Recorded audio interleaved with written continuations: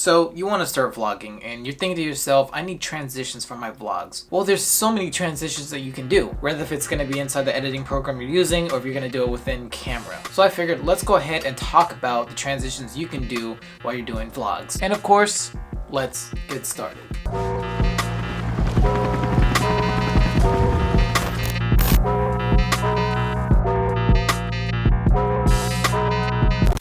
What's going on, guys? My name is Ty, but you can call me Tyski, and if you're new to my channel, I'm a content creator that wants to be a full-time filmmaker within the industry or just on YouTube, talking about all film related anything. And if that's about you, go ahead and subscribe for more following videos like these. So before you get into the transition, let's decide what type of vlogger are you. And I'm not talking about the niche because I'm assuming that you know what you want to do in your vlogs. But what I mean about what type of vlogger are you doing this solo or are you doing this with a friend? And of course, if you need help to understand how to film yourself, you can always click the link up there. That's how to film yourself by yourself for yourself. That video will tell you all the details on how to do so, and if you have an understanding how to do that, then this tutorial should be very easy for you guys. If you are doing this with a friend or they're just shooting your content in general, but you need to direct them how to shoot your content, you can also click up here for that video, how to direct your friend for the content you like for yourself. Regardless if you're doing this solo or with a friend, these techniques also apply for both of those styles. So for this type of tutorial, we're just gonna go ahead and get on the field and we're gonna try some stuff out.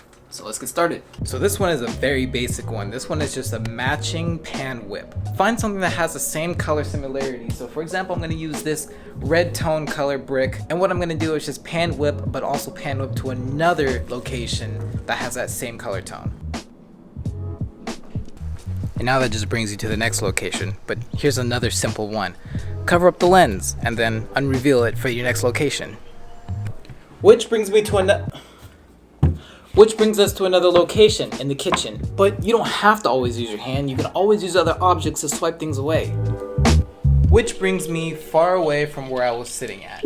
And how to do this transition is very simple. Again, you don't have to use a masking technique at all. You could if you wanted to for just the spicing up of the editing, but all I did for this one was just simply match the color tones from what that plant base was versus the white wall. Had to wipe it over, and then that's pretty much it. If you're fast enough, it will look seamlessly nice, but you can always fix it up in post with a little bit of blur, if anything. You can also do matching position frames and walk out of the screen and arrive on the other side of the screen.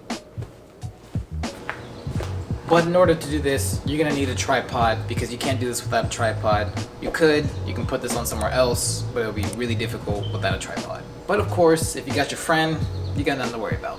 Now here's what I like to call word transitions. And how to use word transitions, well, let me explain. We know what this is a camera, obviously. But what if you want to use a transition based off of the word of the object that you're currently speaking of? So let me show you an example about this. If I didn't have my camera with me and say like my camera was somewhere else, why not I say this? All right, the video shoot starts within an hour, but the only problem is I really don't have my...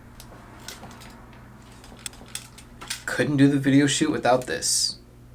You see what I did there? And of course, everything can always tell a story when you're matching shots, words, anything that actually matches together. You can use it to your advantage for your vlogs. But if you didn't notice right now, everything must go in one direction rather than it being in two separate directions, so be sure of that. Now for the sake of the camera facing me, I'm gonna say if you're going towards the right, make sure all your content is going towards the right. And if you're going towards the left, make sure your content is staying towards the left. Therefore, you keep a nice flow going on with no interruptions without the brain having to process, what did I just witness? Something going to the left, towards the right to the left again. Like, what? So right now, I'm pretty sure you understand how to use these transitions within your vlogs. But before I end my video, go ahead and drop a like if you did like these techniques, and I'm really curious what you guys are gonna plan to use. And just for fun, here's one more good example. If I'm thirsty and I want my water, let me go ahead and reach for my water.